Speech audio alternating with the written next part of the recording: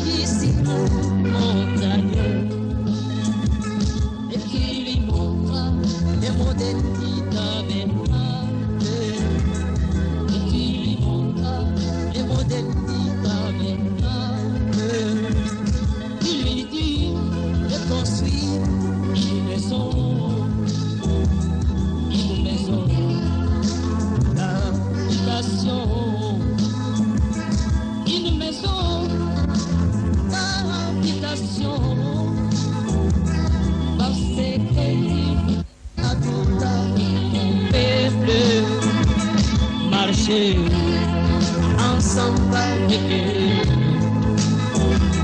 marcher ensemble avec eux, prier l'homme de ta divinité, prier l'homme.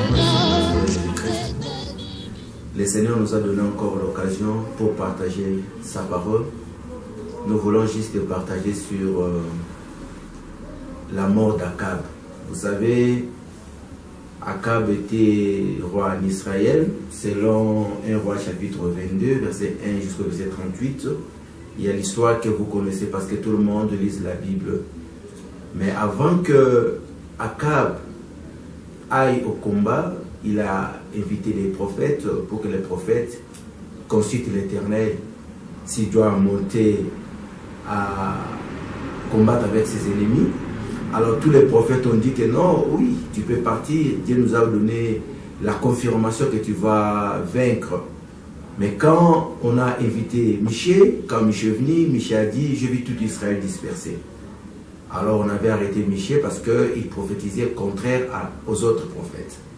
Mais comme vous savez, bien aimés dans le Seigneur, si nous lisons la parole de cette manière-là, la parole de Dieu est comme un songe. Il y a plusieurs mouvements que Dieu a cachés. Si nous lisons cela de cette manière, il n'y aura pas la vie.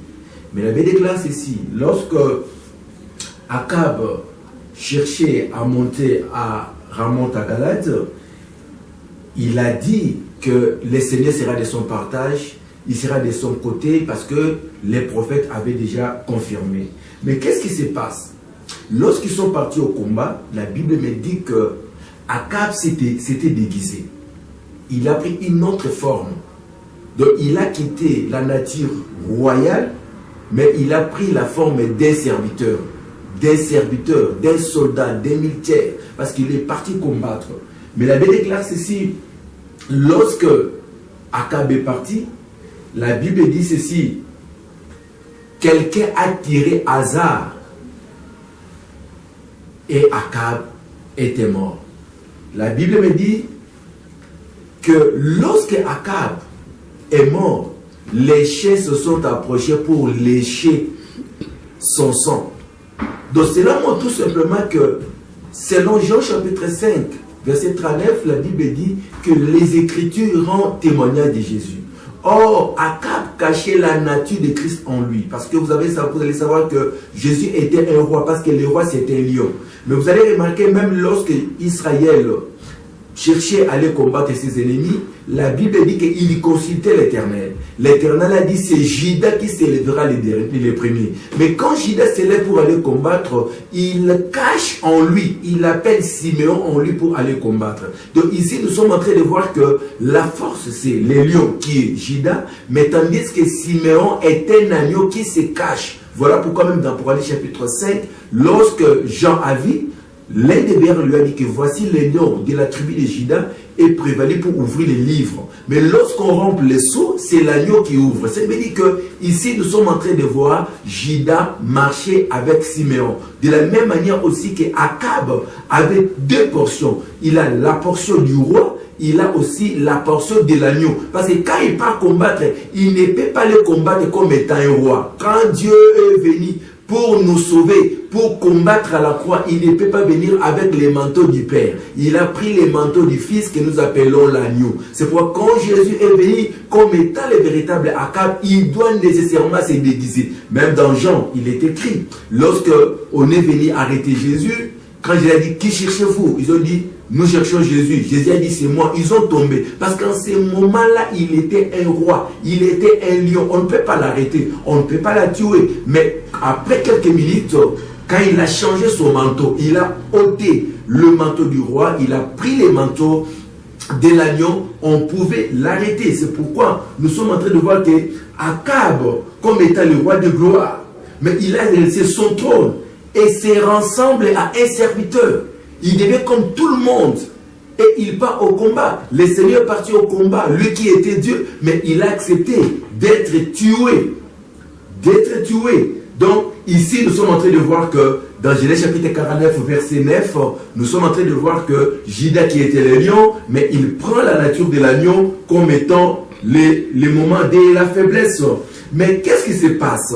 Le combat se passe où? Le combat se passe dans les champs de bataille. Or, les champs de la bataille, c'est juste la croix de Golgotha. C'est là où le Seigneur devrait aller combattre. Mais comme il avait la nature de l'agneau, il devrait accepter nécessairement la mort. Mais la Bible déclare, lorsqu'ils sont partis au combat, c'était le soir que Akab est mort. Pourquoi Akab devait mourir vers le coucher du soleil? Parce que le matin, c'est le temps de la colère. Souvenez-vous dans Matthieu chapitre 16, en commençant par le verset 1er jusqu'en bas, il avait déclaré que vous disiez, vous qui savent comment discerner les signes du ciel, elle est rouge.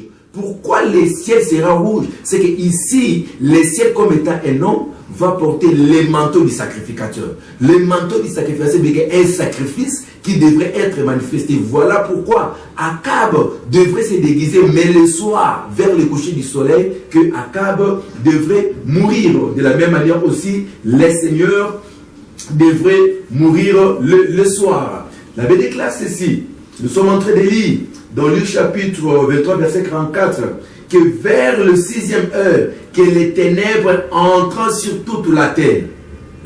Vous voyez, et vers 9e, jusqu'à la 9e heure, que les seigneurs devaient rendre l'âme. Donc c'est là pour d'autant que c'était déjà le coucher du soleil qui est le soir que notre Seigneur Jésus-Christ était mort. Mais remarquez ce qui se passe ici. Lorsque Josaphat voit Akab mourir, la Bible me dit que Josaphat l'a quitté. Je voulais un peu faire comprendre à mes bien-aimés qui me suivent partout. Pourquoi nous parlons qu'il n'y a pas la Trinité dans la Bible? Il n'y a pas Dieu le Père, Dieu le Fils et le Saint-Esprit. Parce que vous lisez les Écritures comme étant un journal. Nous, on ne peut pas lire la Bible comme un journal, mais la Bible, nous devons le lire avec l'inspiration. Ici, nous sommes en train de voir que c'est lui qui aide Akab à consulter même les prophètes. Or, quand on parle des prophètes, c'est dire qu'on parle des Écritures. Parce que vous devez savoir, même dans Job, où il y a les prophètes, il faut qu'on trouve le Seigneur Jésus au milieu d'eux. De la même manière aussi, là où il y a le prophète, on va aussi trouver Akab. Parce qu'Akab doit maintenant savoir qu'est-ce qui s'est passé parmi les parlers de tous les prophètes.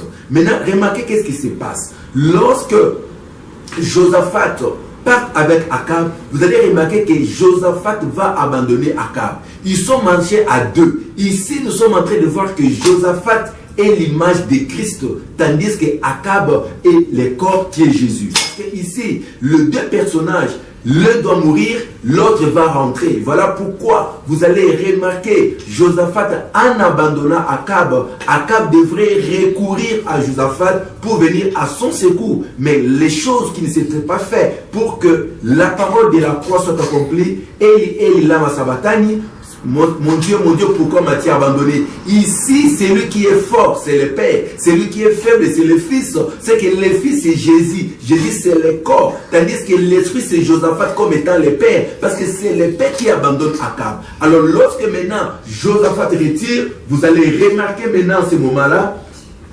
les gens qui ont tué Akab doivent maintenant être dans la joie. Voilà pourquoi vous savez réellement que c'est Israël qui devrait tuer nécessairement le Seigneur Jésus-Christ parce qu'il ne voulait pas de lui. Voilà pourquoi, bien aimé dans le Seigneur, ce qui est très important, nous voulons juste parler que, nous voulons tous parler que le sang d'Akab devrait être léché par les chiens. Vous voyez, c'est que le sang d'Akab doit être léché, c'est dans le sang qu'il y a la vie.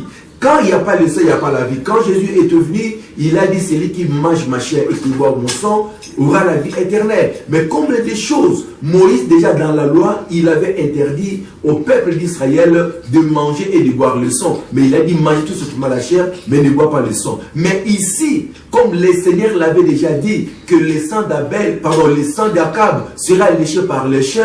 Or, les chiens, c'est nous, vous le savez très bien, avec la femme syrophénicienne, lorsqu'il s'est approché devant Jésus, il a dit, oh Seigneur, mon enfant et ma fille est malade, tu peux les guérir. Le Seigneur a dit, on ne peut pas donner les aliments des enfants aux chiens. En ce moment-là, les chiens étaient considérés comme étant des nations, comme étant nous les étrangers. Mais la femme a répondu, même ce qui tombe sur la table, nous pouvons en bénéficier. De la même manière aussi, quand nous voyons les véritables Jésus-Christ, qui est Lazare, lorsque les chiens sont venus, les chiens devraient s'approcher pour lécher le plaie de Lazare. Ici, Lazare, comme étant le Seigneur Jésus-Christ, nous sommes en train de voir que les chiens, ce sont nous les nations, pour que cette portion de l'Écriture qui dit que c'est par ces maîtressures que nous avons été guéris. C'est que par les maîtressures des véritables Akab, le sang a coulé. Nous, aujourd'hui, nous consommons le sang, parce que dans le sang, il y a la vie. Nous, les chiens, nous consommons cela. Voilà pourquoi, bien aimé dans le Seigneur, il est très important de comprendre que la mort du véritable Akab sur la croix était la mort qui devrait te donner la vie, qui devait te donner la joie, qui devait te donner la nourriture. Parce que quand tu fréquentes une église